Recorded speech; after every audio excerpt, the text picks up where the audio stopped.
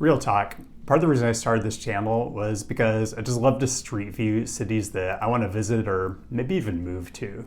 I fantasize about picking up and relocating to new cities all the time, but increasingly it's become obvious to me that pound for pound, college towns are the hidden gems when it comes to urban amenities, culture, density, and sustainable travel. But also, at least for me, they tend to be better aligned along the political spectrum. Like, I'm kind of considering just holding up in a college town for the next 4 years and just riding things out. But the sticking point is, a lot of the college towns I really like just aren't that affordable. So for today's video, I made it my mission to find college towns that have great urban qualities at an affordable price. And if you were guessing that, I found exactly 10 such towns.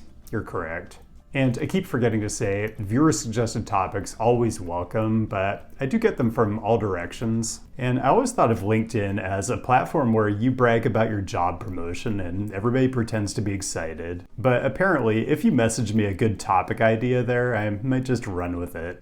Hey Ray, I was wondering if you ever made a video about college cities that focused on rent versus other quality of life factors. I live in Ann Arbor, Michigan, and I think the rent here is redacted, insane for what you get out of the city. So I was wondering if other college towns were generally similar and if you had thoughts or a video about it. Thanks.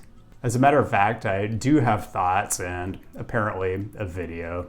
Now, I do have an episode about the urbanism of college towns more generally that I did back in 2023, so I won't rehash the whole setup again. I mentioned some of the benefits at the top of this video, and I feel like there are also places where performing artists and authors on book tours will often play gigs. And the other thing I would add is most cities of like 50 to 200,000 don't have sporting events of any note, but almost all of these towns are going to have big-time major conference college athletics.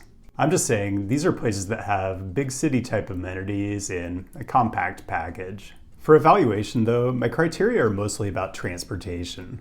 A city where people walk, bike, and take transit is the kind of city I want to be in. And my theory is the cities where that happens naturally have the kind of human-scaled streets and urban amenities I'm looking for. And I'm going to humor my LinkedIn connection by using Ann Arbor to walk through the criteria.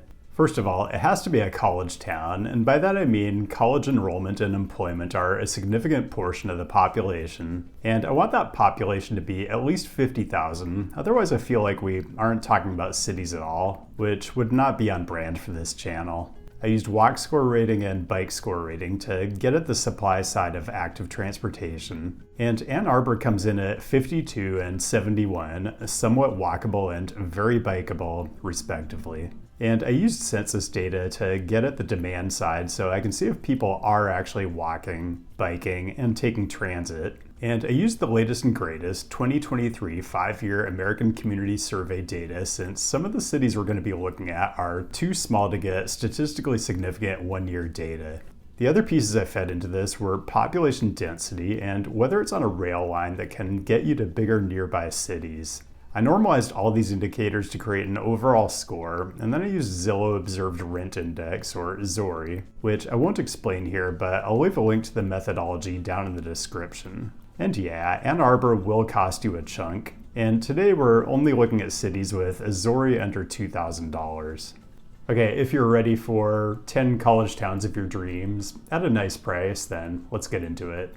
Number 10, Blacksburg, home of Virginia Tech. Has a pretty solid bike score, 65, and actually performs pretty well across all the census non-driving mode share categories. It has a walkable downtown Main Street, literally Main Street, and Blacksburg did show up on my list of the top 10 small city transit systems in the US by ridership per capita, but that was like 2019 data, and it's good to see the city still coming up strong in 2023.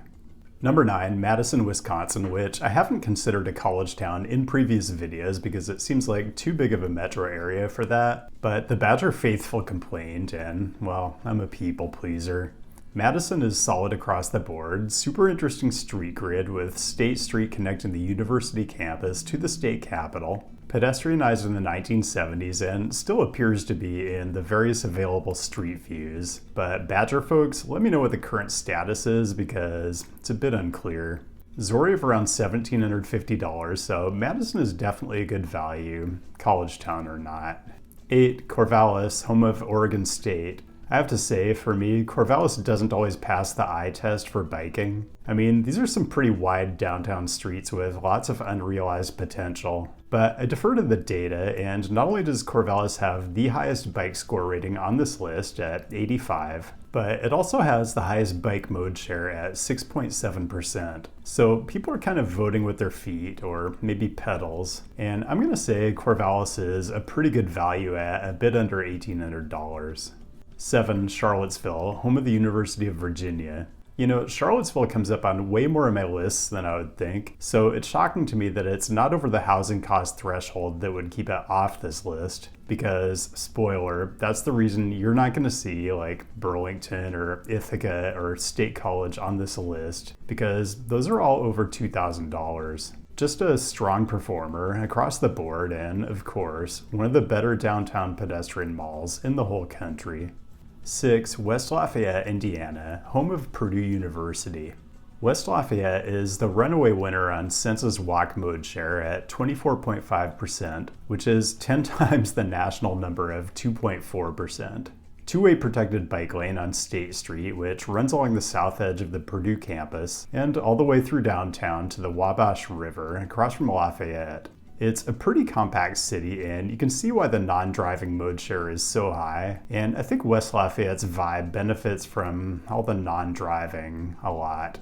5. East Lansing, home of Michigan State. Maybe a little less charming than Ann Arbor, but also significantly less expensive, and actually a better bike score, so let's check it out. This is about college towns, so we might as well take a look at a college campus. Michigan State actually has a pretty solid multi-use trail network, particularly along the Red Cedar River, and the campus is so central and takes up so much real estate in the city that I assume if you live there, you're probably spending a lot of time either on campus or just traveling through. Good proximity to Lansing itself if you need it, but East Lansing has some pretty solid urban amenities on its own merits, so give this one some consideration as an enclave for the next 4 years. 4. Perennial channel favorite, Ames, Iowa, home of the Iowa State Cyclones. Solid across the board. I believe this was number 1 in my small city transit video, which was based on 2019 National Transit Database ridership numbers, and I might have to update that one with the latest data. Ames is not a large city, around 66,000, but it packs a decent punch for its size. Lots of urban amenities in the campus town area on the west side of the city near Iowa State. And then downtown Ames has some charm too, although this is one of those cities where they go pretty hard on the angled parking. The real reason it's this high on the list though, rent index of around $1,100. Pretty sweet. Okay, in just a sec, I'm going to give you a top 3 that has a bit of geographical variety to it and a couple honorable mentions. Am I still supposed to be telling people to like and subscribe? It seems cheesy, but I don't really have anything else to promote today. However it is you choose to support this channel, I do appreciate it. Honorable mentions, I'll just give you the next 3 on the list.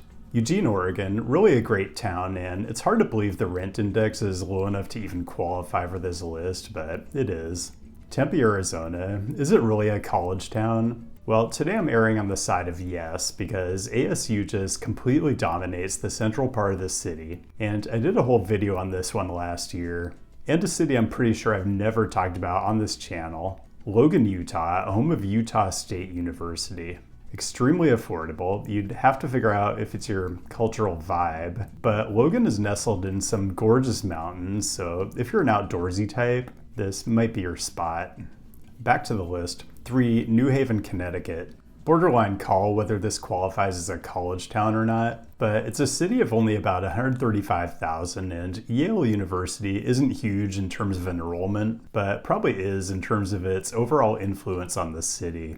Best walk score rating on this list, and the highest transit mode share, probably not surprising because it is the terminus of the Metro North New Haven line. So great access to the center of the known universe, and a very interesting city in its own right. Probably as much of an English university town vibe as you'll find anywhere in the US, and maybe the pound-for-pound pizza capital of this nation.